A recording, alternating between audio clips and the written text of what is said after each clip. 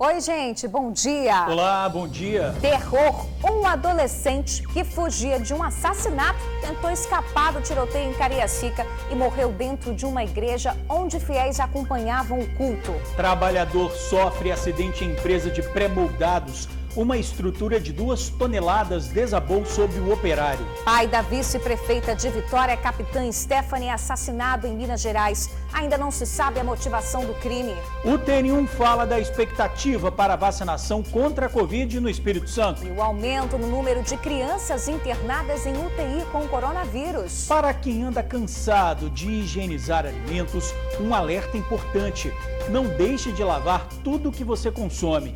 A contaminação continua, amigos, e numa velocidade assustadora. O TN1 acompanha o trabalho de retirada das caixas d'água que desabaram em um condomínio de Cariacica. E estamos nas comunidades. Moradores do bairro Primavera, em Viana, pedem obras no calçamento. O que foi feito não durou nem 2 meses. Tudo isso e muito mais agora no seu TN1. Não sai daí.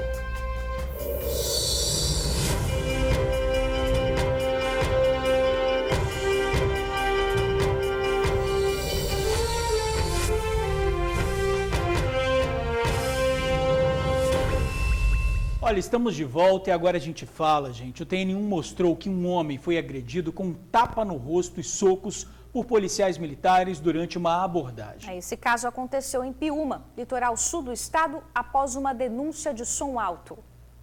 Hematomas no braço, ombro lesionado. Na parte interna da boca, um machucado, além de arranhões pelo corpo. O homem agredido estava em uma caminhonete com o irmão que dirigia. Os dois iriam a uma farmácia, mas acabaram desistindo e voltaram. Assim que chegaram na garagem, a abordagem foi feita.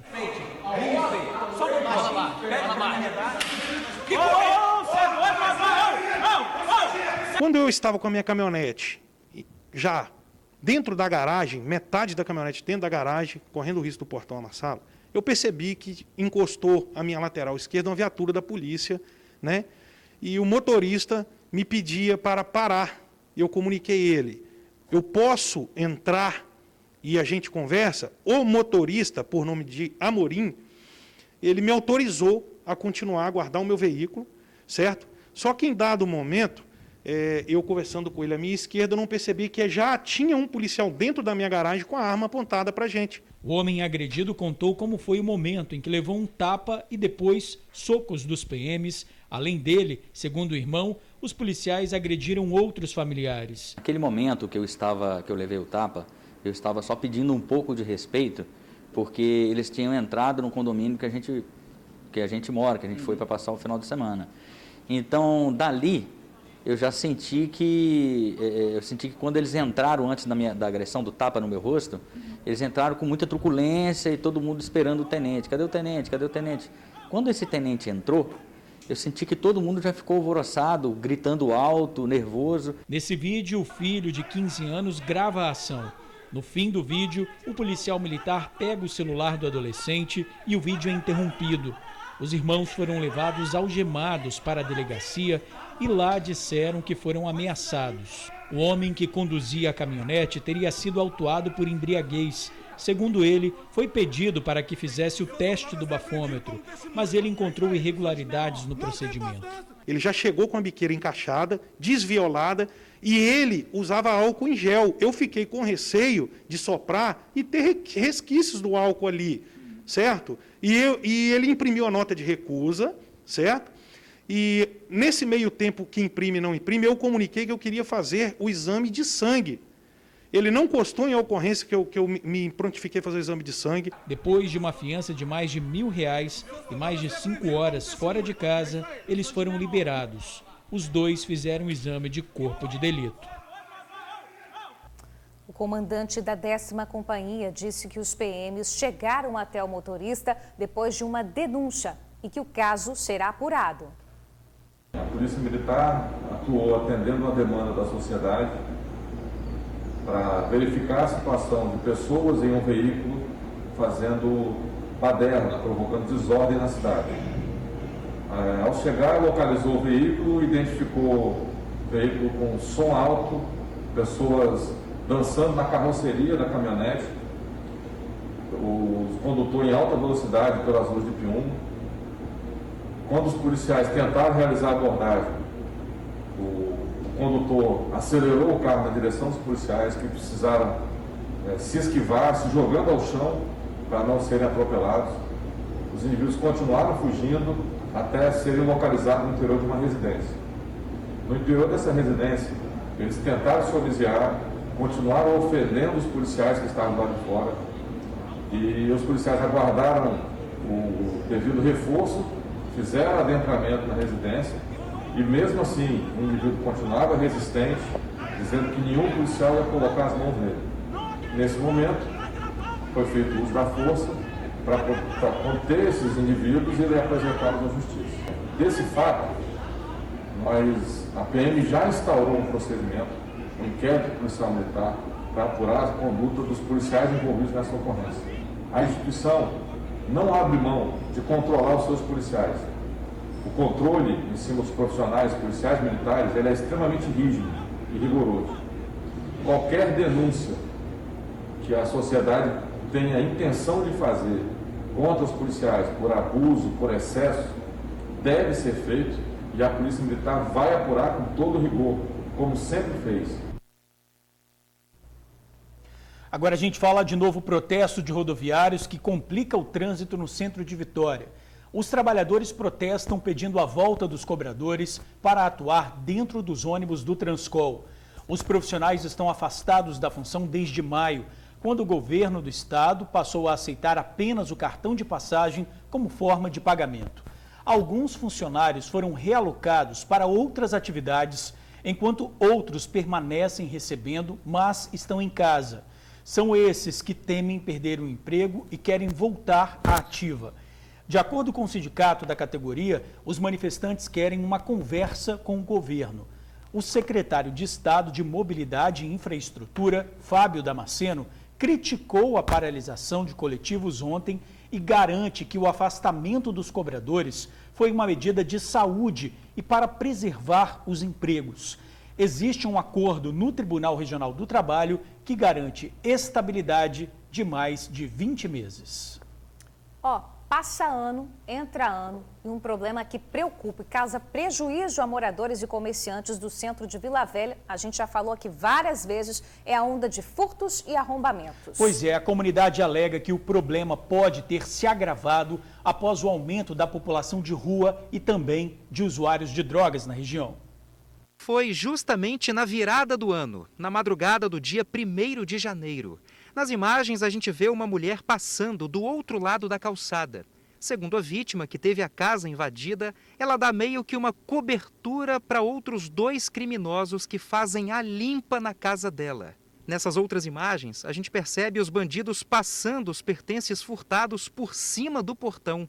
Eles furtaram tudo o que puderam e mais um pouco. Pularam o muro, arrombaram as 2 portas e levaram a televisão, levaram videogame, levaram 2 celulares, levaram notebook, bicicleta, levaram roupa, relógio, objeto pessoal, faca, levaram todas as minhas facas, entendeu?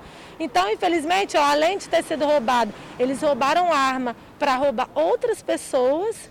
E além do prejuízo todo que eu tive, eu ainda vou ter prejuízo em consertar e fazer os reparos de tudo que eles quebraram, entendeu? Um prejuízo que nem ela conseguiu calcular direito ainda. Isso aconteceu na rua Presidente Lima, no centro de Vila Velha. Essa outra moradora teve a residência dela invadida 6 vezes, a maioria durante a madrugada. Eu vou te falar só nessa última vez, que eles levaram as TVs, levaram o celular, levaram 2 malas, que eu nem sei com o que eles colocaram dentro. Da outra vez levaram micro-ondas, além de televisão, rádio, celulares, mais nessa parte de eletrodoméstico. Os comerciantes sofrem também. Esse senhor, que trabalha na região há mais de 20 anos, diz que de um ano para cá, o centro de Vila Velha virou um abrigo de moradores de rua e usuários de drogas, que praticam os arrombamentos. Todos os comerciantes do centro e os moradores aqui do centro estão passando por essa situação desagradável. Nós não temos mais sossego dentro das nossas casas. Eles ficam transitando de madrugada livremente, nos roubando, invadindo nossas casas Se as casas estiverem para alugar, se eles perceberem que está desocupado, eles depenam a casa, depedam tudo. E nós não temos mais liberdade dentro da nossa casa. As pessoas não estão dormindo mais, de tanta preocupação de ficar se vigiando.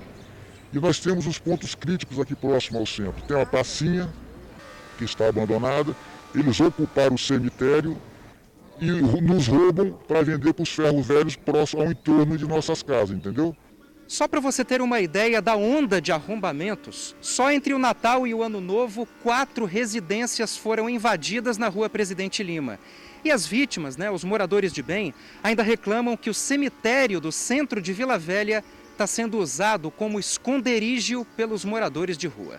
A questão é que o cemitério tem 2 entradas, o que acaba facilitando tanto o acesso como a fuga. Nós temos aqui andarilhos, moradores de rua, dependente químico, e eles estão, assim, infernizaram geral.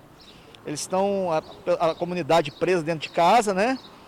E tudo que eles podem roubar, invadir, bicicleta, tudo que demole, eles estão levando com força, entendeu? E a galera não está dormindo mais, está em grupo de WhatsApp, e a gente está tentando vigiar aí, mas não tem jeito. Eu queria pedir aí para a nova administração de Vila Velha, na Radinho Borgo, né? E pedir aí o 4º Batalhão que policiasse mais aqui, nessas ruas aqui. A comunidade toda aí está revoltada, né? E sem poder fazer nada, né? Complicada a situação, né? O 4º Batalhão, que atende ali a região, diz que faz o patrulhamento ostensivo em todo o centro de Vila Velha. Disse ainda que se reúne constantemente com representantes da comunidade para traçar estratégias de segurança. Reforçou a criação de um grupo de WhatsApp com policiais, moradores e comerciantes que facilita a comunicação e atendimento às ocorrências. Agora a gente fala do assassinato do pai da vice-prefeita de Vitória, a capitã Stephanie.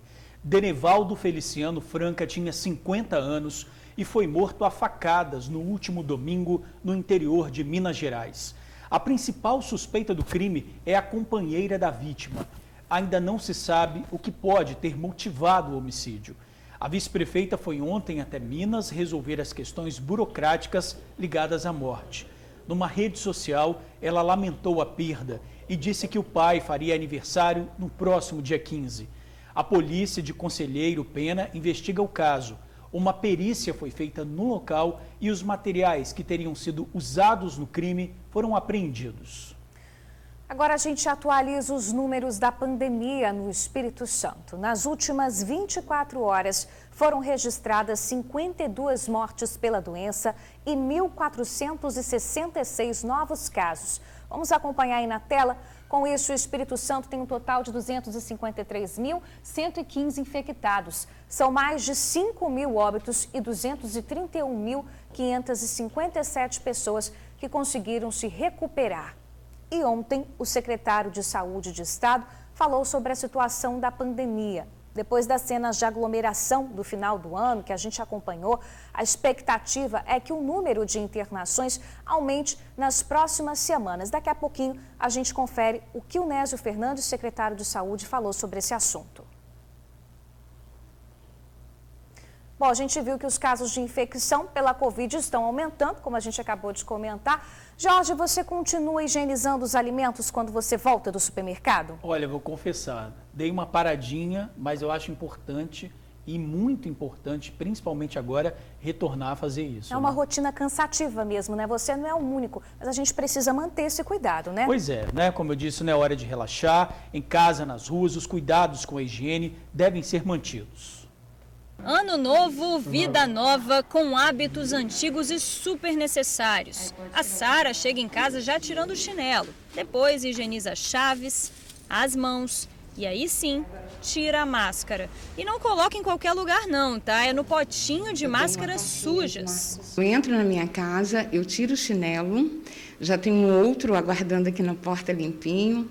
E eu tenho meu kit. Ali eu tenho álcool em gel, o álcool líquido. E tem 2 caixinhas, uma das máscaras limpas e as outras das máscaras sujas.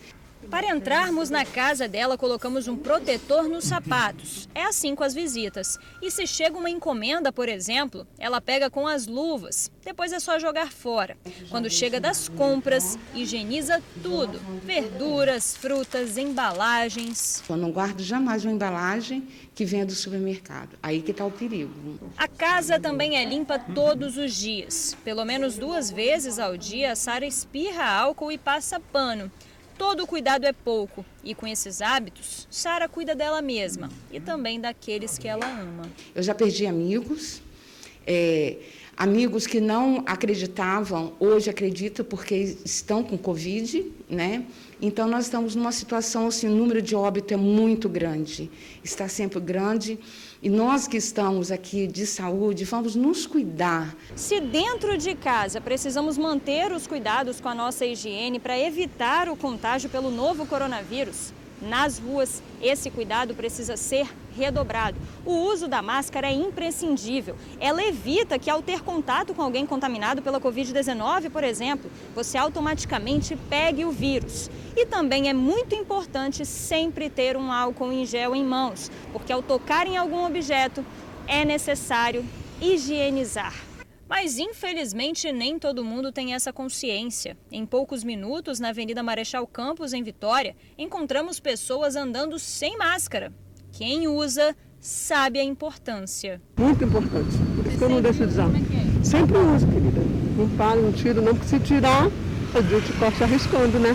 10 meses de pandemia e ainda falamos sobre os mesmos cuidados. É que ainda não se tem vacina, então a única forma de diminuir os riscos é com a prevenção. Não tem jeito, em 2021 nós vamos invadir com esses novos hábitos. Deus queira que a vacina funcione para esta cepa e para as outras que nós estamos sabendo já que no mundo já existem. Porque se a vacina funcionar para essa e não funcionar para a próxima, nós não estamos falando de 2021, nós estamos falando de 22, 23, 24. Esses serão hábitos que terão que ser incorporados até que a gente ache uma outra solução em relação à doença. Nós precisamos realmente nos cuidar. Eu sempre digo que nós somos anjos de uma asa só. Precisamos do outro. Então, se eu me cuidar, eu estarei cuidando do outro. Mas se eu não me cuidar, não estarei cuidando do outro. Então, só reforçando, daqui a pouquinho a gente vai falar sobre o aumento no número de crianças internadas em UTI com Covid e da vacinação, da negociação do Estado para conseguir a vacina. Agora a gente fala do caso do jovem baleado e morto ao tentar separar uma briga entre 2 mulheres em um bar de Vila Velha. O estabelecimento foi fechado. No vídeo enviado por um morador, um caminhão aparece parado em frente ao bar, onde móveis e mercadorias são recolhidos. Ao lado, uma viatura da Guarda Municipal acompanha a retirada dos objetos para evitar qualquer tipo de confusão. O crime aconteceu no último dia 1º. André de Jesus Venâncio, de 28 anos, foi assassinado a tiros no bar do bairro Santa Mônica, em Vila Velha. Testemunhas e moradores contaram que ele tentou separar uma briga entre 2 mulheres, uma delas esposa do dono do estabelecimento. Durante a confusão, o comerciante pegou uma arma e atirou. Ele fugiu após os disparos. André não resistiu aos ferimentos. O jovem era bastante querido no bairro. A mulher do proprietário, de 32 anos, foi autuada em flagrante por tentativa de homicídio e encaminhada ao presídio. Até o momento, nenhum outro suspeito foi detido. Quem estava na praia de Peracanga, em Guarapari, levou um susto com uma botija de gás pegando fogo. Banhistas filmaram o momento em que a botija foi levada ao mar na tentativa de conter as chamas. A botija estava em um carrinho de milho e foram os próprios banhistas que ajudaram o ambulante a levar a botija até o mar. O fogo foi apagado. Comovidos com a situação da ambulante, os banhistas se uniram e fizeram uma vaquinha ali na praia mesmo. Juntaram um pouco mais de R$100 e entregaram à mulher para a compra de uma nova botija. Apesar do susto, ninguém ficou ferido. E a Secretaria Municipal de Postura e Trânsito esclarece que a utilização de botijas para essa atividade comercial é proibida na praia, justamente pelo perigo. Agora sim, a gente fala da vacinação contra a Covid aqui no Espírito Santo. O aumento no número de crianças em UTI. Os leitos estão com quase 90% de ocupação. Assunto para a repórter Vanessa Calmon, que conversa ao vivo com o secretário de Saúde, Nésio Fernandes. Boa tarde para vocês.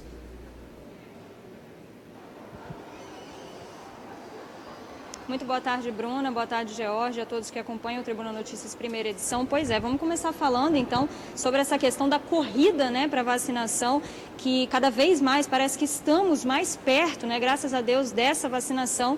E o governo do estado agora já tem um diálogo em relação à compra de vacinas estrangeiras, mas ainda aguarda um posicionamento do governo federal também em relação à compra dessas vacinas. Então, para você entender um pouquinho melhor essa situação atual aqui do nosso estado em relação à vacinação, a gente conversa agora com o secretário de Estado de Saúde do Espírito Santo, Nésio Fernandes. Secretário, primeiramente, muito boa tarde para o senhor, agradeço a participação aqui no TN1. Explica um pouquinho para a gente, então, como é que está essa questão da negociação da compra de vacinas estrangeiras diretamente aqui para o Espírito Santo. Então, o governo do Estado do Espírito Santo tomou a decisão de estabelecer uma negociação direta com diversos produtores de vacinas que já tenham as mesmas regulamentadas, com a segurança e eficácia comprovada e em uso na China, na Europa, nos Estados Unidos, para que elas possam ser avaliadas dentro do Estado do Espírito Santo e dentro do marco legal que foi aprovado pela Assembleia Legislativa e sancionado pelo governador Renato Casagrande, o Estado possa fazer uma aquisição complementar de doses de vacinas à estratégia nacional do governo federal para garantir em 2021 a vacinação de toda a população adulta e idosa do Espírito Santo. A única possibilidade de que o Estado não materialize essa estratégia é tendo a garantia por parte do governo federal de que a estratégia nacional dentro do PNI irá garantir a vacinação de toda a população brasileira adulta e idosa ainda em 2021. No Espírito Santo, nós iremos garantir a vacinação de toda a população neste ano, porque é a estratégia de prevenção primária mais eficaz e capaz, de fato, de restabelecer uma vida normal, restabelecer a vida que nós tínhamos antes, com, claro, novos cuidados, uma nova percepção dos riscos de saúde pública, mas, de fato, para poder vencer a pandemia é necessário vacinas e vacina para todos. Não serve vacina somente para quem tem plano de saúde, não serve vacina para um grupo específico. É necessário alcançar uma imunização de rebanho segura, com segurança científica, e isso nós queremos garantir para a população capixaba ainda em 2021. Temos a expectativa de que ao longo dessa semana o governo federal faça diversos anúncios importantes e ainda há tempo para o país acertar. Nossa grande aposta é que o Ministério da Saúde faça a aquisição das vacinas do Butantan, que as publicações da AstraZeneca possam trazer novidades importantes, como, por exemplo, a possibilidade de que ela tenha eficácia importante com uma dose inicial, sendo que a segunda dose possa ser aplicada num outro momento, podendo garantir que a ampla maioria do povo receba uma imunização segura e eficaz com uma dose única inicial e garantindo que a gente consiga vacinar, então, amplamente a população brasileira. Também aguardamos que o governo federal finalize a negociação com a Pfizer para também adquirir as vacinas da mesma, que já está sendo aplicada na Europa, nos Estados Unidos e que, de fato, comprovou segurança e eficácia satisfatória. Secretário, o senhor falou que ainda nesta semana, né, está prevista a expectativa de que o governo federal tome decisões importantes, então, em relação a essas negociações que são realizadas com outros países, né? Mas caso não haja uma negociação, então, e venha essa notícia essa semana, existe algum prazo para o governo do estado finalizar as negociações, então, na compra da vacina diretamente para o Espírito Santo? Nós já temos contato estabelecido com diversos produtores e está a decisão tomada. Caso frustre a negociação com o governo federal e não esteja garantindo a vacinação de toda a população adulta e idosa em 2021, nós já temos a decisão de fazer a aquisição complementar das vacinas e a disponibilidade, a decisão é para a compra imediata. Né? Depende muito mais da disponibilidade da indústria do que de qualquer questão interna do governo do Estado do Espírito Santo. Entendemos de que haverá um prazo administrativo para avaliação documental, para poder ter a certificação da incorporação de tecnologias que não estão reconhecidas ainda na Anvisa para a compra direta do governo do Estado do Espírito Santo, e entendemos que depende muito mais hoje da disponibilidade da indústria e da entrega do produto do que do governo. Por parte do governo, temos um marco legal, estamos retomando e organizando do ponto de vista administrativo toda a estrutura que irá avaliar as vacinas que vão ser compradas e dar a certificação das mesmas, assim como a disponibilidade financeira, orçamentária, já temos também para poder fazer aquisição.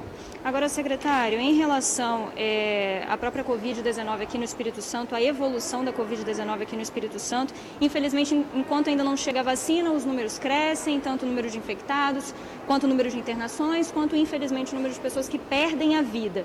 E a gente teve conhecimento de um dado preocupante, né, em relação às UTIs pediátricas, crianças apresentando sintomas mais graves, né, da Covid-19. Então, como a Secretaria de Saúde tem visto essa questão desse dado? Quase 90% das UTIs pediátricas já ocupadas, né, com criança com sintomas mais graves. Então, é importante reiterar que a doença ela atinge a toda a comunidade.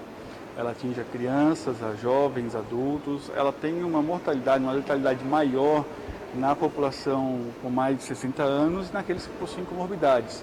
Mas ela também afeta crianças, né? As crianças não estão totalmente imunes, livres de ter um desfecho desfavorável da doença.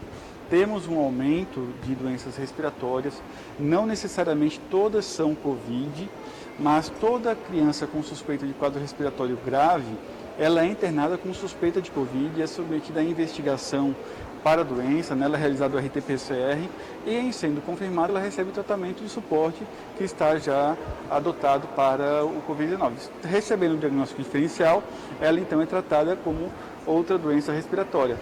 Mas, ao longo dos últimos dias, de fato, nós tivemos um aumento da ocupação por doenças respiratórias, ocupando os leitos destinados a pacientes com Covid-19 nas UTIs pediátricas. Temos uma margem de expansão das mesmas, então não há risco de falta de assistência de crianças em estado grave com doenças respiratórias, mas é um dado importante para colocar para toda a sociedade que não é porque a doença não tem uma alta letalidade em crianças que nós não devemos proteger as mesmas. Então não é momento, nós vivemos um momento no Espírito Santo, no Brasil, no mundo, de alto risco de transmissão das doenças. Da doença. Então é necessário que tanto crianças, adolescentes, jovens, adultos, todos se protejam, evitemos aglomeração, usemos máscara, lavemos as mãos, mantenhamos o distanciamento, os ambientes bem ventilados, para garantir que de fato a gente tenha condições de vencer esse momento difícil que estamos vivendo no país e romper essa aceleração da curva de casos, de óbitos que estamos vivendo e poder entrar numa nova fase de recuperação com redução sustentada de casos, internados e óbitos no Espírito Santo. O secretário Nelson Fernandes falou sobre essa questão, né, gente, da preocupação em relação a toda a sociedade, criança, jovem, adulto, idoso. Então, assim, existe também uma preocupação em relação às mulheres grávidas, né? Ainda não tem estudos avançados de que uma mulher grávida pode passar ou não, transmitir ou não a Covid-19 para o feto, mas ainda assim é uma preocupação. Então, hoje, pela manhã, o nosso repórter, o Felipe Chicarini, conheceu a história da Laísa Brito. Ela pegou a Covid-19 de forma confirmada 2 vezes, só que nessa segunda vez ela está grávida de 5 meses. Vamos ver na matéria do Felipe. O senso comum diz que um raio não cai 2 vezes no mesmo lugar. Pois é, mas a ciência já desmentiu isso. Dependendo da incidência de raios numa determinada região, ele pode sim cair 2 vezes no mesmo lugar. E quando o assunto é coronavírus, esse raio de Covid-19 também pode cair 2 vezes no mesmo lugar. O nome disso é reinfecção. A Laísa tem 26 anos, trabalha como dentista em Cariacica. Em agosto, ela foi testada com Covid pela primeira vez. Meu primeiro contato com o vírus foi trabalhando. Os serviços de urgência e emergência continuaram normalmente, porque dor de dente não escolhe o momento que vai ocorrer, certo? O meu primeiro contato com o vírus, portanto, foi em atendimento, aonde tive sintomas como febre, dor de cabeça, como se estivesse gripada, dor de garganta, coriza, todos os sintomas. Após isso, Laísa engravidou e precisou se afastar do trabalho, mas acabou se infectando pela segunda vez e está com Covid. Nessa segunda reinfecção, senti como se eu tivesse novamente com sinusite que tenho recorrente. Ardência na face, dor na face, não tive dor de garganta. Tive também no 4º dia de sintomas, perda de paladar, olfato, e o PCR deu positivo, né, confirmando novamente o quadro de coronavírus. As gestantes são consideradas grupo de risco. As que não se afastaram ainda estão se expondo demais. Ela deve utilizar a máscara sempre, ela deve manter o isolamento social, evitar as aglomerações realmente, né? Às vezes as relações familiares hoje nós sabemos que é um meio de disseminação do vírus também. A ginecologista explica também que quanto mais adiantada estiver a gravidez, maior é o risco. As pacientes que adquirem o vírus até mais ou menos 28 semanas, 30 semanas, a gente não tem uma evolução para um quadro de gravidade com maior frequência. A partir de 28 semanas, o quadro de gravidade, que é a fase 3, que é a fase inflamatória, ela é um pouco mais grave para essa paciente. Então, você pode ter repercussão muito maior para a mãe e para a criança. Preocupação com gestantes e crianças também. De acordo com a Secretaria Estadual de Saúde, a ocupação de leitos de UTI pediátrica está em 90% no Espírito Santo. De cada 100 leitos, 90 estão ocupados. Para a doutora Maria, um cenário que exige preocupação. O que não era grupo de risco passou a ser grupo de risco. As crianças de 0 a 5 anos hoje, elas são grupo de risco e algumas sentindo uma evolução da fase que a gente chama inflamatória, que é a fase mais grave, com um pouco mais de frequência, precisando realmente da UTI. Lembre-se, um raio cai sim 2 vezes no mesmo lugar. E o raio em questão é invisível, silencioso e também mata. Bem mais do que o raio que ilumina o céu.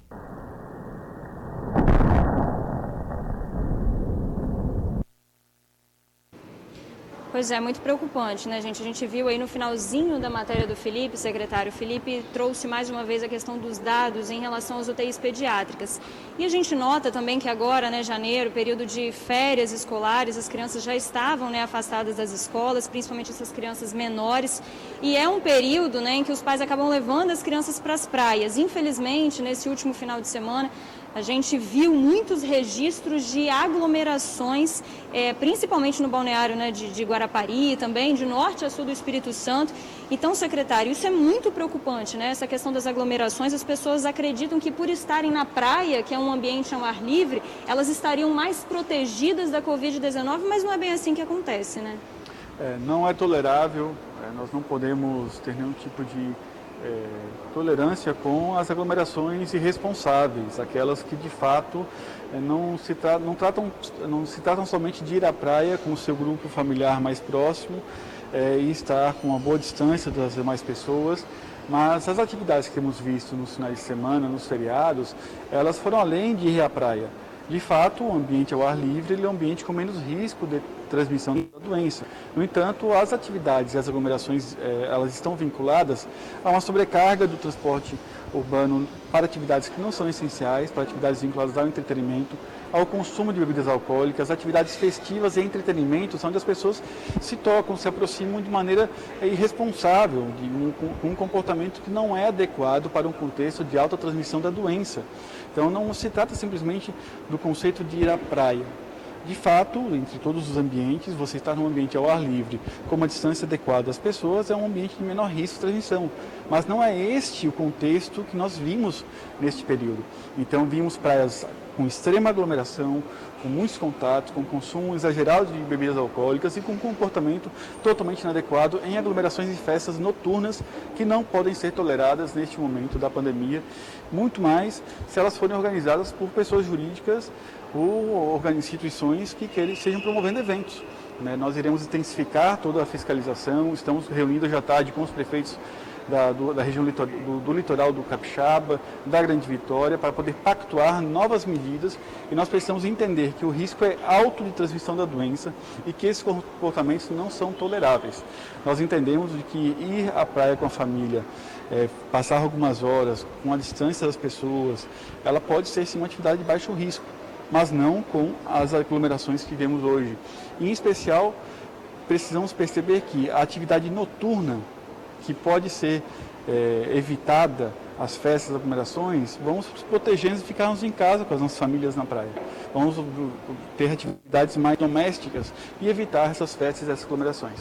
Secretário, muito obrigada pela sua participação no Tribuna Notícias primeira edição. Só lembrando, né, gente, a gente falou agora sobre essa questão das aglomerações e, infelizmente, é possível que essas aglomerações que foram registradas nos últimos dias tenham reflexo nos números da Covid-19 no estado nas próximas semanas. Então, é importante a gente, de fato, né, se conscientizar, ficar em casa o máximo possível e, quando sair, como o secretário falou, só na sua família, né, secretário, com quem você tem contato todos os dias, de forma também mais espaçada e evitar as aglomerações. Eu volto com vocês aí no estúdio, Bruna e George. Obrigado, Vanessa. Obrigado, secretário. E a gente vê, né, isso aqui, o que está acontecendo aqui é um reflexo do que já aconteceu lá fora. E o Boris Johnson, né, o ministro lá da Inglaterra, decretou lockdown por causa do avanço aí, da mutação do coronavírus. Verdade. Então a gente é mais um motivo aí de redobrar as atenções e ficar em alerta. A gente não sabe o que vem pela frente, né? Tem que ficar atento mesmo. Olha, um auxiliar de produção de 20 anos morreu depois da queda de um muro de 2 toneladas na serra. A vítima foi esmagada pela estrutura de concreto. Olha, foi preciso um guindaste para retirar o corpo. Segundo a empresa, o trabalhador, que tinha pouca experiência, teria feito o procedimento de forma incorreta.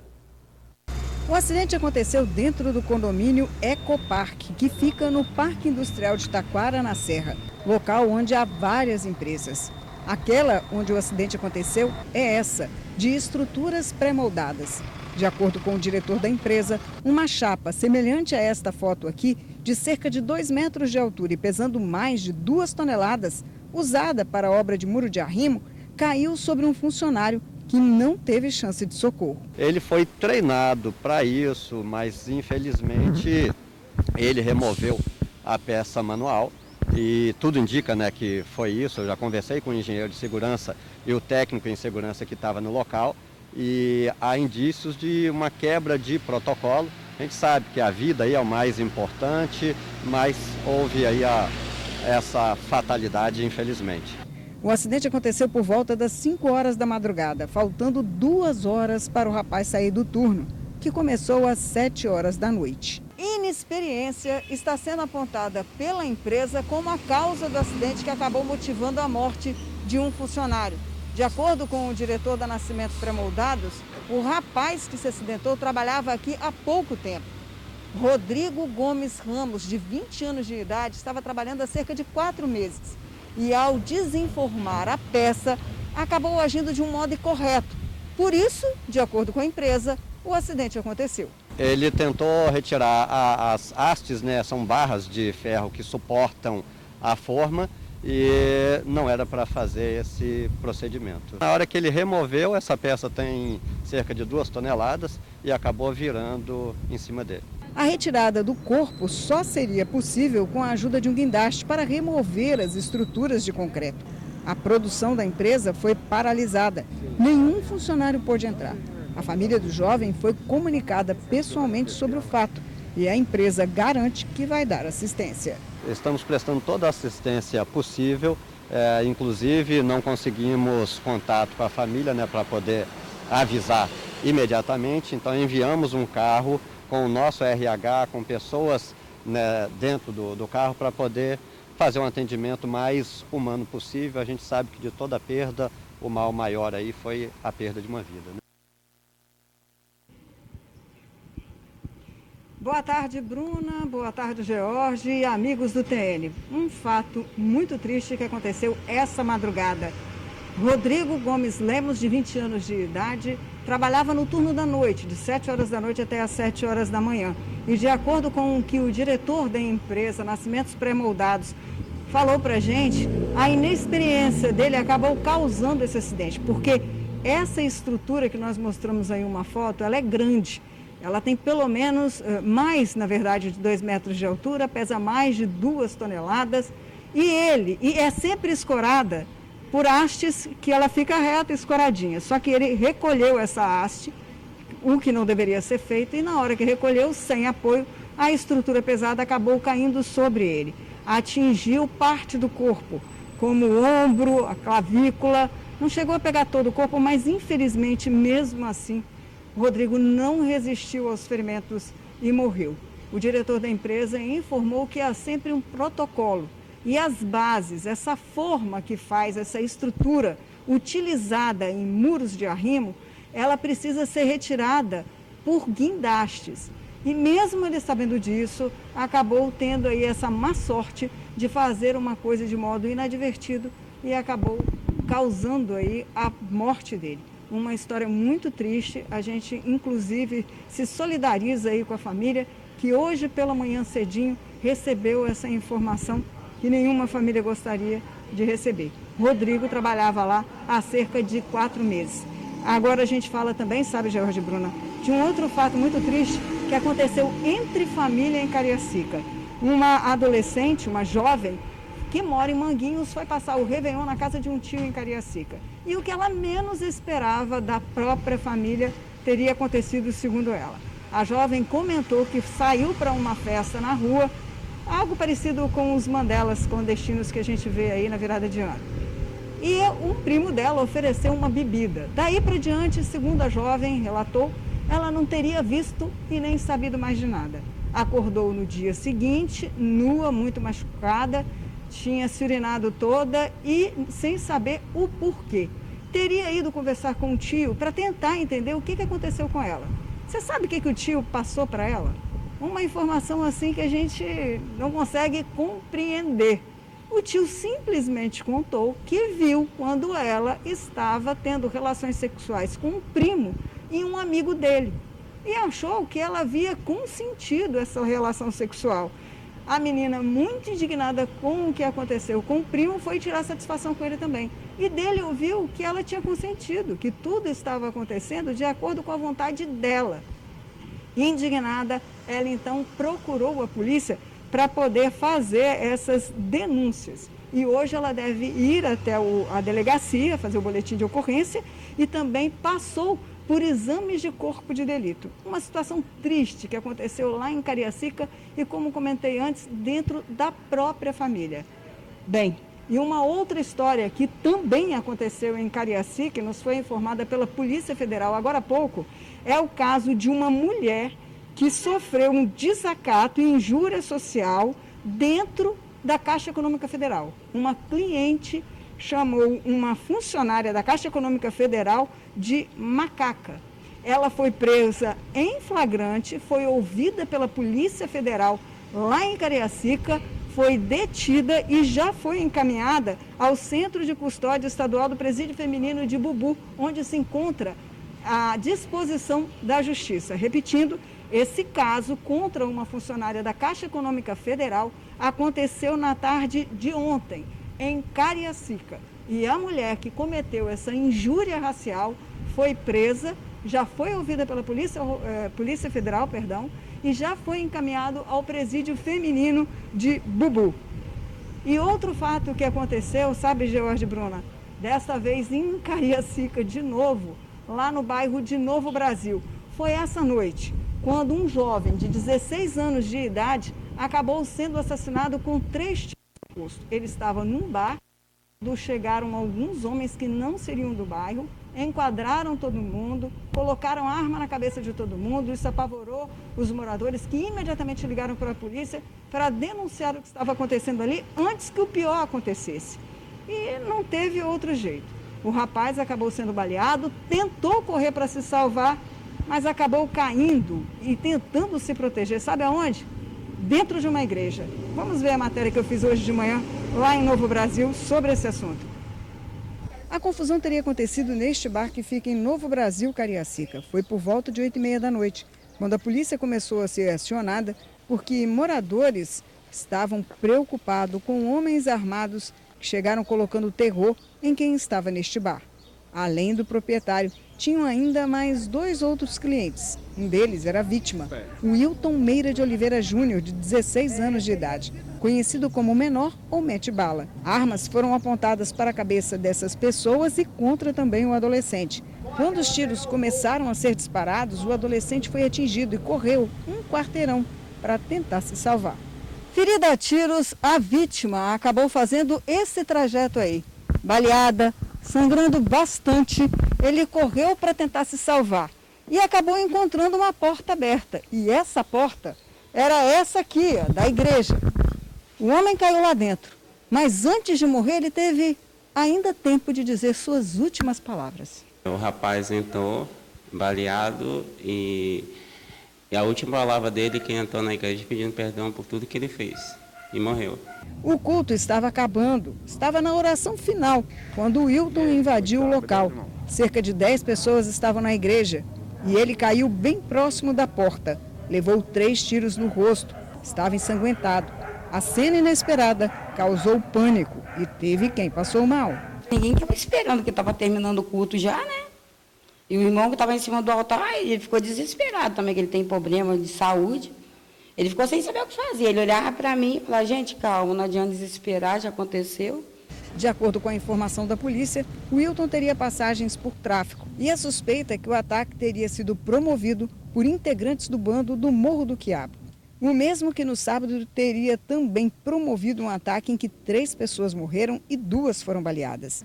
O caso fica agora sob investigação da Delegacia de Crimes contra a Vida de Cariacica. Está sendo feito serviço de investigação para saber, né, direitinho realmente o que está acontecendo aqui, né? George, Bruna, uma informação sobre esse crime aí do Morro do Quiabo que causou tanta consternação é que a Polícia Civil, a Delegacia de Crimes contra a Vida de Cariacica, já identificou as pessoas que promoveram esse ataque lá em Flechal, em Santa Rosa, em que essas 5 pessoas foram vitimadas.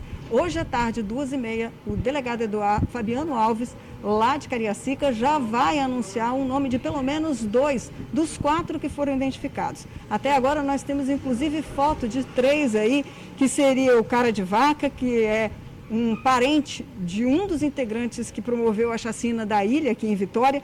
Temos também o Eric, conhecido como de Menor, e o Rodinei de Souza, o Grilinho, que também teria participado desse ataque em que 3 pessoas morreram e 2 foram feridas. Ataque esse que também está sendo apontado, essas pessoas, como aquelas que também teriam entrado ali em Novo Brasil e que vitimaram essas pessoas aí. Uma última informação é que dos 3 que nós falamos ontem que morreram, apenas um teria passagem, esses que morreram em Santa Rosa e Flechal, Cariacica, que seria o Gustavo Dias dos Santos, de 24 anos de idade. Então, só para fechar aí, hoje à tarde, a Polícia Civil vai apresentar 2 dos 4 envolvidos nesse ataque, no sábado em Flechal, em que vitimou aí 3 pessoas mortas e 2 baleadas. Vamos aguardar para ver. É com vocês, George e Bruna.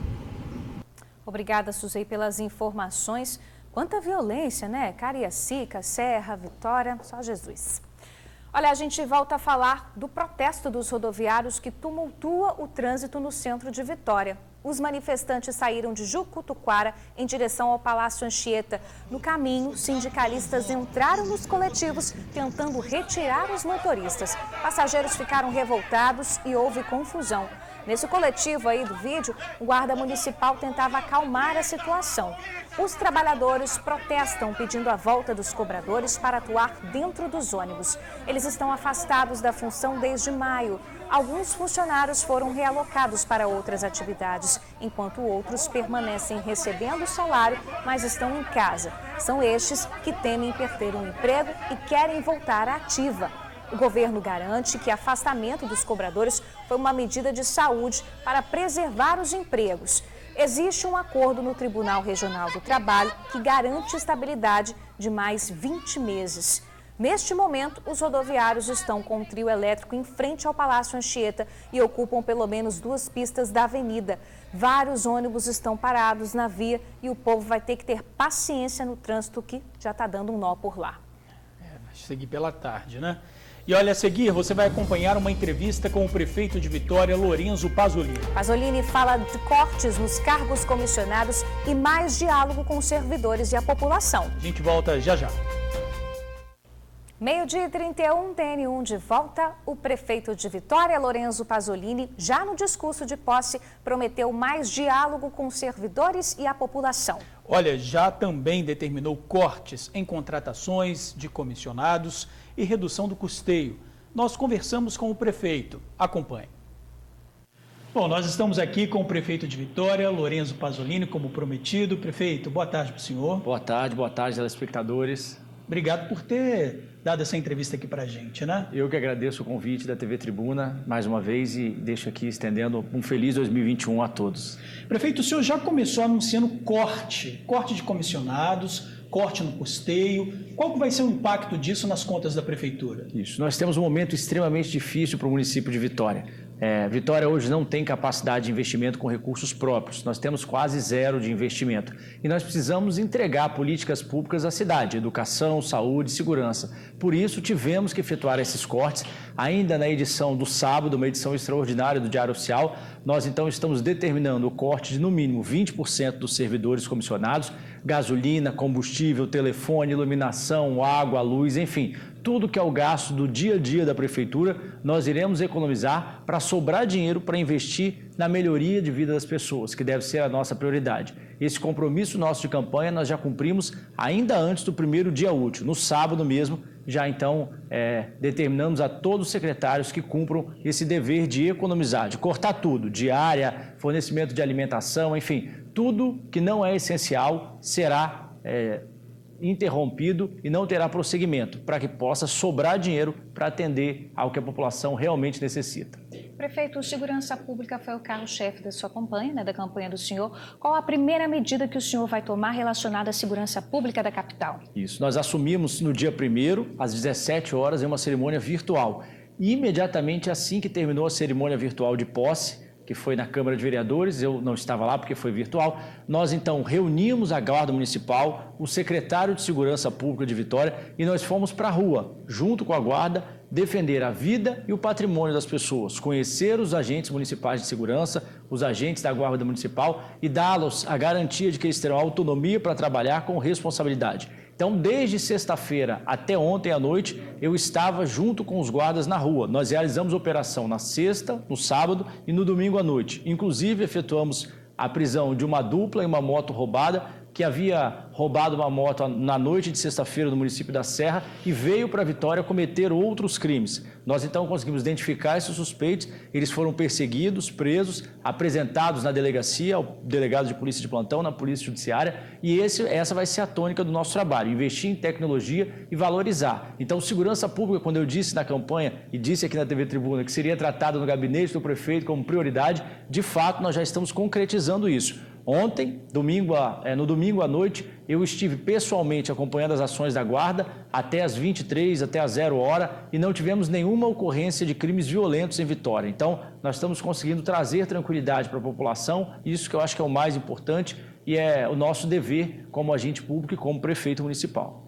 Prefeito, voltando a falar de investimentos, né, mesmo tendo uma grande arrecadação, o senhor mesmo disse que tem previstos para esse ano pouco mais de 30 milhões de reais para investimentos. Como é que o senhor avalia esse valor para o investimento no primeiro ano de governo? É muito triste esse quadro, porque é uma cidade que arrecada 2 bilhões de reais, ter apenas 30 milhões para investir na melhoria de vida da população é um cenário absolutamente caótico. Por isso, então, nós tomamos essas medidas que são drásticas, mas que são necessárias nesse momento, para que nós possamos lá no futuro, daqui a 4 anos, olhar para trás e dizer, olha, ainda que seja um gosto amargo, esse remédio tem um gosto amargo, mas ele foi necessário para preservar o interesse público. Nós vamos pautar a nossa gestão pela economia, pela racionalização dos gastos públicos, não iremos desperdiçar nenhum tipo de verba pública para que nós tenhamos no futuro uma cidade com mais investimentos. A prioridade é investir na educação, na saúde e na segurança dos moradores de Vitória. E nós vamos cortar tudo o que não for necessário, ressalto e repito, tudo que for possível cortar, nós iremos cortar, sem prejudicar o atendimento da população. Prefeito, a gente vem acompanhando aqui no TN1 vários casos de festas, aglomeração e uso, inclusive, de drogas ilícitas ali na região da Rua da Lama, Jardim da Penha, nas Redondezas. Os moradores ficam muito incomodados, né, claro. O senhor já tem algum plano ali de atuação naquela região em relação a esses casos? Eu estive pessoalmente na sexta e no sábado à noite na região, não vislumbrei, não verifiquei nada de irregular no horário em que nós passamos por lá. Eventualmente pode ter ocorrido algo após esse horário, mas eu não recebi nenhum relatório e a nossa equipe está monitorando a região.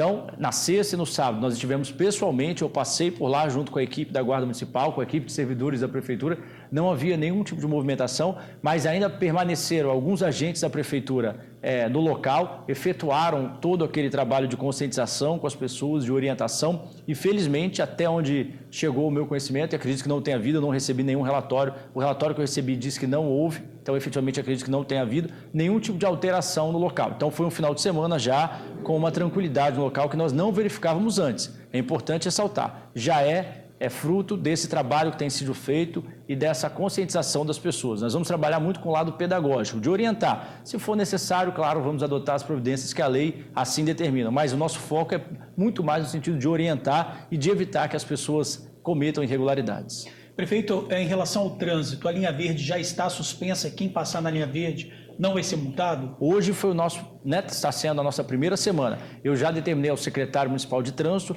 que faça o levantamento de toda a normativa, tudo que tem de portaria, decreto, de lei em relação à linha verde, para que nós possamos, enfim, adotar essa providência. Nós estamos chegando agora, então eu não posso também errar. É importante ter, por exemplo, o parecer da Procuradoria, a análise dos órgãos técnicos da Prefeitura. Eu já determinei ao secretário de Trânsito que me traga um relatório completo dessa situação para nós podermos efetivar a nossa proposta e a nossa promessa de campanha.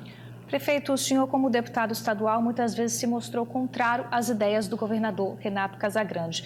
Durante o seu mandato, como o senhor pretende manter essa parceria com o governo estadual? Isso, sempre foi uma relação muito respeitosa, apesar da divergência de ideias. O governador sempre ressalta isso, inclusive na entrevista de domingo no jornal A Tribuna, ele ressaltou essa questão e disse claramente que a nossa relação foi uma relação de independência. Eu sou e sempre tive pautado a minha vida pela independência, com responsabilidade, mas uma relação de muito respeito. Por isso há uma facilidade de diálogo. Eu mantive contato com o governador, posteriormente nós já tivemos alguns encontros formais no Palácio Anchieta, tratando de assuntos relacionados ao município de Vitória. E acredito que não haverá nenhuma dificuldade. O governador é um homem extremamente responsável, republicano, sabe das suas responsabilidades como governador e eu como prefeito, e nós vamos fazer o melhor para a cidade de Vitória. E eu acho que isso o governador deixou muito claro que tudo o que puder fazer para ajudar o município, ele fará. E nós estamos de braços abertos para receber essa colaboração, os recursos, os convênios que o município tanto precisa, até, como nós falamos antes, em razão da baixa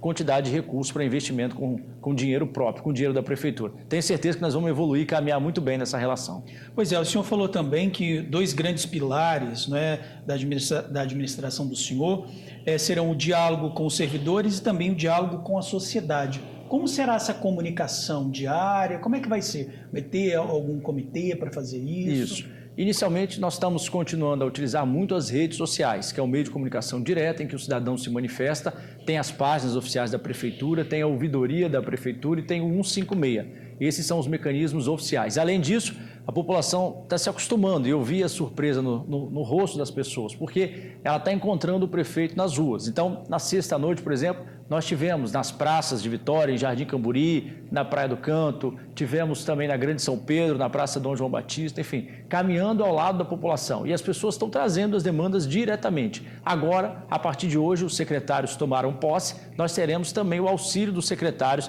nesse mecanismo de ouvir a comunidade. E, além disso, temos a Câmara de Vereadores, 15 vereadores que têm um papel extremamente importante e relevante na cidade. Estive com os vereadores e deixei claro aos vereadores que eles têm portas abertas no gabinete dos secretários, no gabinete do prefeito, para trazer as demandas da sociedade. Então, nós teremos os meios de comunicação online, telefone 156 e também o contato direto. As pessoas estão se acostumando a encontrar o prefeito nas ruas. Isso é muito bom.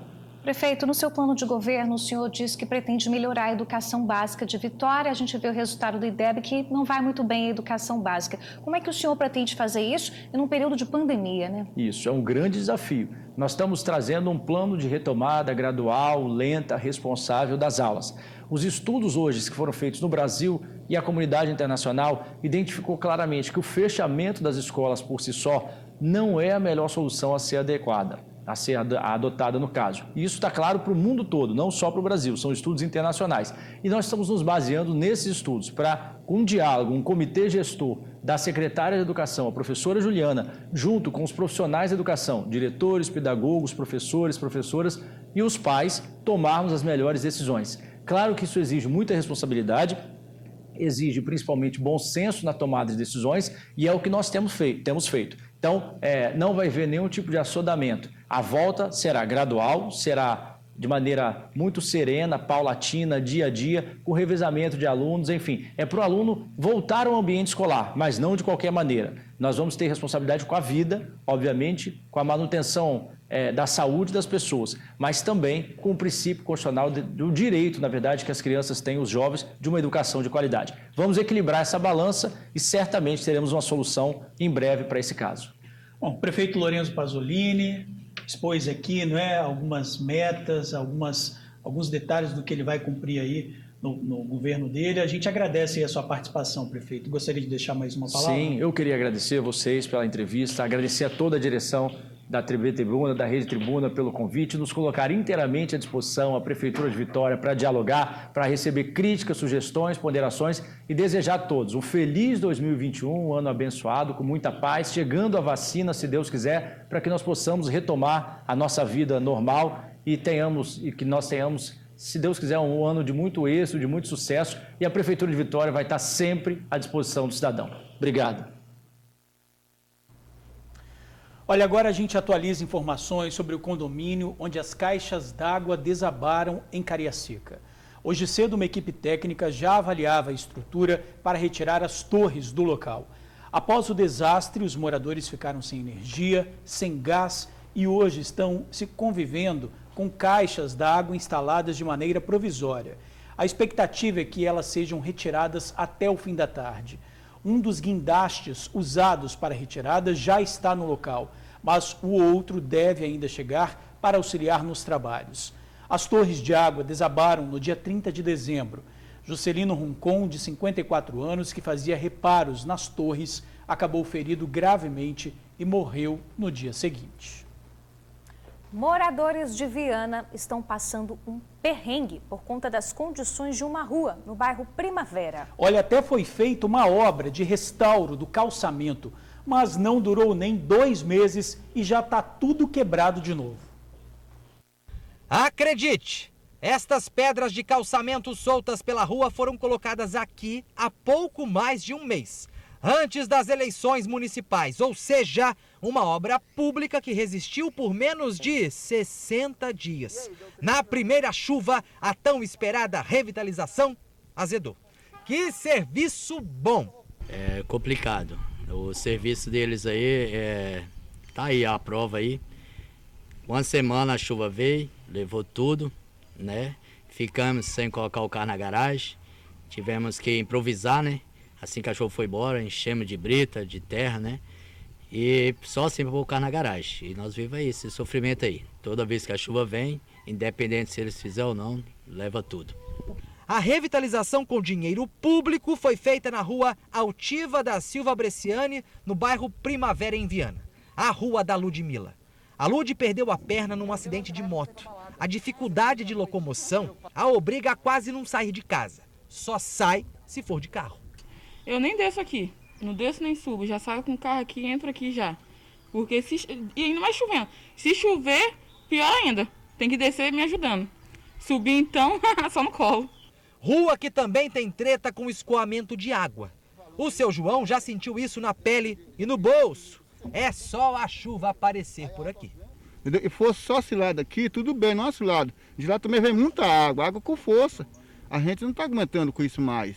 A gente faz, cerca tudinho aí, a água vem, poca tudo. A gente fica já porco, tilápia, o nego pegou tilápia no meio da rua, entende? E a gente sempre se fica nisso. Eles vêm direitar, mas no direito pela metade, não faz as coisas certas, aí estraga tudo de novo. A noite piora, tá? A falta de iluminação pública esconde a buraqueira e expõe ainda mais os moradores. As pessoas chegam aqui no local aqui, deparam com a escuridão, falam assim, poxa, não tem rua aí não estou conseguindo ver nada. As pessoas ficam revoltadas, até mesmo o Uber, quando chama o Uber, fala assim, você mora ali na escuridão? Já tem até o pedido para botar a extensão de rede aqui de iluminação pública, só que até hoje não colocaram nada. Em setembro deste ano, a gente denunciou as más condições da rua. A Prefeitura de Viana, por sua vez, disse que resolveria a treta em até 90 dias. E ela resolveu. Não do jeito que os moradores esperavam. Agora, a Prefeitura vai precisar voltar aqui para fazer o serviço direito. E quem você acha que vai pagar essa conta? É preciso finalizar esta reportagem com a seguinte reflexão.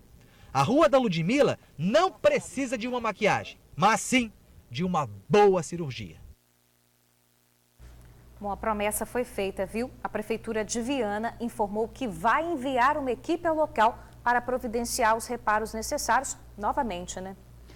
Para quem está com saudade do Carnaval de Vitória, a expectativa é grande. Verdade, se a pandemia der trégua, os desfiles podem acontecer no meio do ano. Os detalhes no retorno do TN1.